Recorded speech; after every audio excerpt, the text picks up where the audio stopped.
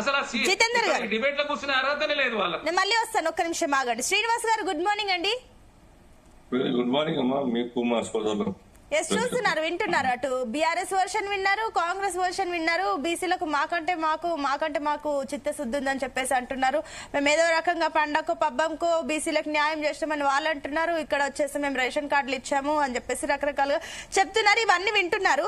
ఏదైనప్పటికీ సరే, దసరా టైం కూడా అన్ని పార్టీలు ఆ టైంలో ఎన్నికలు వస్తాయి లేదా అవన్నీ విషయాల్లో వాళ్ళు కొంచెం జోరు చూపించారు. కానీ అటు మీ ఈటెల రాజేందర్ కూడా ఒక మాట అన్నారు, అసలు హైకోర్టు తీర్పు వచ్చేంత వరకు వెయిట్ చేయండి, అనవసరంగా ఖర్చులు వద్దు, ఇప్పుడు ఏం ఖర్చు కూడా పెట్టుకోవద్దు అని చెప్పేసి కూడా మాట్లాడుతున్నారు. అంటే ఏంటి, ఏమైనా ఖర్చులకు భయపడుతున్నారా? ఇంకొకటి గ్రామ స్థాయి కానీ మండల స్థాయిలో కానీ బీజేపీ ఎక్కడో అసలు పట్టు సాధించలేకపోతుందా?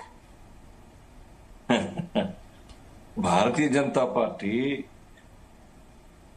ఒక రాజకీయ పార్టీగా విశేషమైనటువంటి అనుభవం కలిగిన పార్టీ, 1951 నుంచి నడిపేటువంటి పార్టీ, అనేక రాష్ట్రాల్లో కష్టపడి రాష్ట్ర ప్రభుత్వాలు ఏర్పాటు చేసి ఇవాళ మూడవసారి కేంద్రంలో ఇప్పుడు మోదీ నాయకత్వంలో పాలిస్తున్న పార్టీ. ఎన్నికలంటే ఎందుకు భయం ఉంటుంది మాకు? కార్యకర్తల్ని, ప్రజల్ని చైతన్యపరుస్తున్నాం.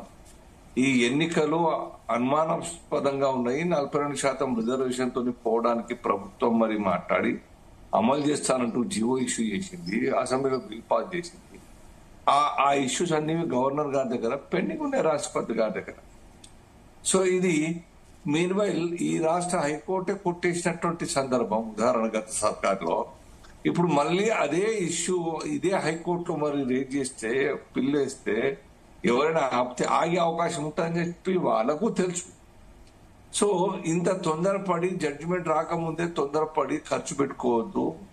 దసరా దీపావళి పండుగ సందర్భంగా అనేక ఖర్చులు పెరిగిపోతాయి. రాజకీయాన్ని మనకు అందరికి తెలుసు. ఇది పెద్దోళ్ళ ఎలక్షన్స్ కావు సునీత గారు. చిన్న కార్యకర్తలు, గ్రామ స్థాయి కార్యకర్తలు, సర్పంచులు, ఎంపీటీసీలు, జడ్పీటీసీలు అంటే గ్రామ స్థాయిలో ఉండి పెద్దగా ఆర్థిక స్తోమత లేకుండా గానీ పోటీ చేయడానికి ముందుకు వచ్చేటువంటి ఎలక్షన్స్ ఆ కార్యకర్తల కోసం. ఈ పరిస్థితుల్లో అనుమానాస్పదంగా ఉన్నటువంటి ఎన్నికలప్పుడు అడ్వాన్స్ ఖర్చు పెట్టుకోకండి. 8th నాడు జడ్జిమెంట్ ఉన్నది, 9th నోటిఫికేషన్ ఉన్నది కదా. జడ్జిమెంట్ వచ్చిన తర్వాత ముందుకు పోవచ్చు, దాంట్లో ఆబ్జెక్షన్ లేదు, ఆక్షేపణ లేదు. కానీ కళ్ళ ముందర కనబడతా ఉన్నది 42% బియాండ్ 50 దాటుతున్నప్పుడు ఏ కోశాన కూడా ఆ judgement in favour of government వస్తుందని విశ్వాసం లేదు. కాబట్టి let us wait till 8th అని ఒక సంఖ్యాక కార్యకర్తలకు, ప్రజలకు, జనరల్ పబ్లిక్ కూడా ఇవ్వడం జరిగింది. దాని తప్పేమున్నది? ఈటెల గారు చెప్పింది అంటే 8th వరకు ఆగకుంటే ఎలక్షన్ పోటీ చేయనట్ట. ఆగితే 8th వరకు తిరగకుండా పండుగలకు, పబ్బాలకు ఖర్చు, యాడ్లు ఇవన్నీ కూడా ఇవ్వకుండా జాగ్రత్త పడితే ఎలక్షన్స్ నుంచి నవదోగ్యారు అయినట్టే కాదే. ఇంకా 9th నుంచి నోటిఫికేషన్ వస్తే ఇంకా 15 రోజులు 18 రోజులు ఉంటాయి. అంటే ఇందాక ఒక పాయింట్ అన్నారు శ్రీనివాస్ గారు, ఎట్లా 50% దాటితే అది అవ్వదు అని చెప్పేసి మీరు అన్నారు కదా. అంటే ఈ విషయం తెలిసే మీరు అసెంబ్లీలో అన్ని పార్టీలు కలిసి 42% సంబంధించి బీసీ రిజర్వేషన్లకి ఆమోదించారా? అంటే కాదని తెలిసే ఇదంతా చేశారా? సరే ఏమైతే చూద్దాంలే అని, అంటే రాష్ట్రంలో ఒక వైఖరి, కేంద్రంలో ఒక వైఖరే. బీసీల పట్ల మా యొక్క నిష్టను రాష్ట్ర భారతీయ జనతా పార్టీ మరి ముందర పెట్టింది అసెంబ్లీలో. మా స్టాండ్ ఏంటో, మేము in favour of BC reservation increase చేయాలని చెప్పేసి. సో ఇది కేవలం అసెంబ్లీ మట్టుకు లేదు, ఇది అధికారం మా వంతు మా పాత్ర ఇక్కడ నిర్వర్తించినాం. ఉన్నదల్లా గవర్నర్ గారు, రాష్ట్రపతి గారు, దే ఆర్ నాట్ బీజేపీ. రాజ్యాంగం ఏం చెప్తుందో దానికి అనుగుణంగా న్యాయ సలహాలు తీసుకొని చేస్తుంది. అది కూడా ఉన్నది వాస్తవం, అది కూడా ఉదాహరణలు ఉన్నాయి. ఇట్ ఈస్ హైలీ ఇంపాసిబుల్ అని చెప్పేసి. అయినా మా వంతుగా మా యొక్క నిష్టను ప్రదర్శించడం.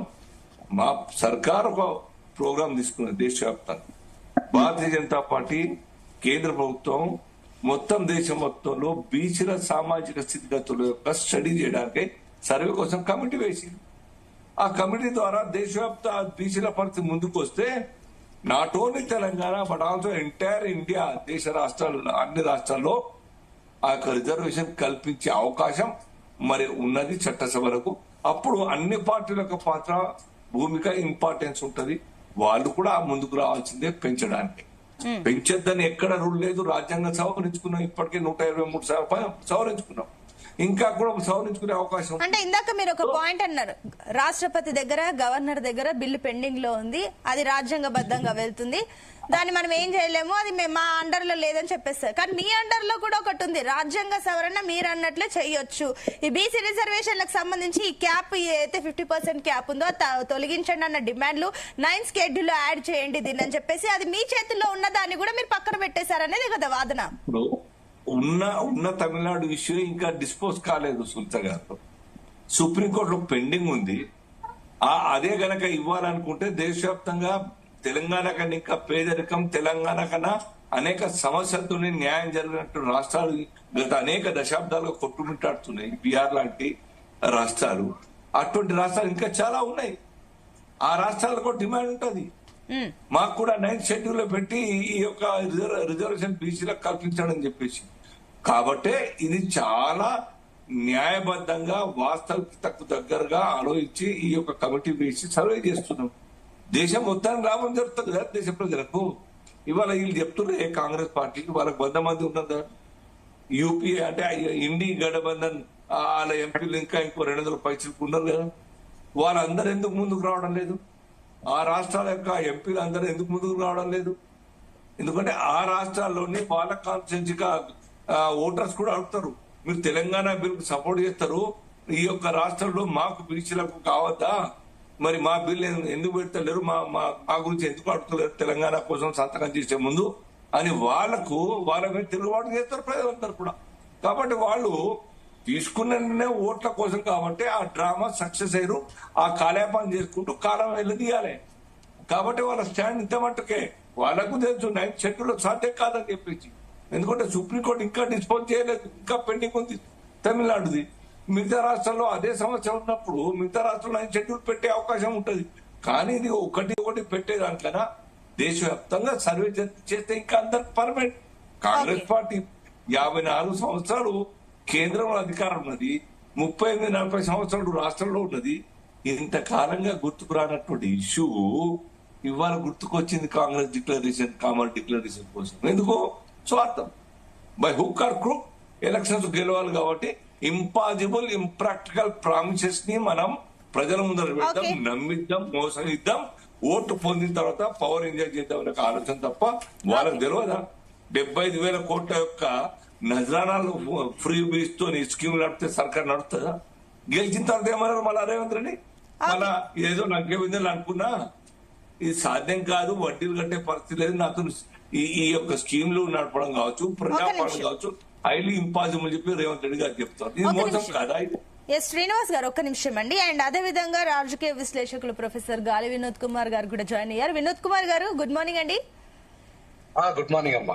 ఎస్ వినోద్ కుమార్ గారు, సో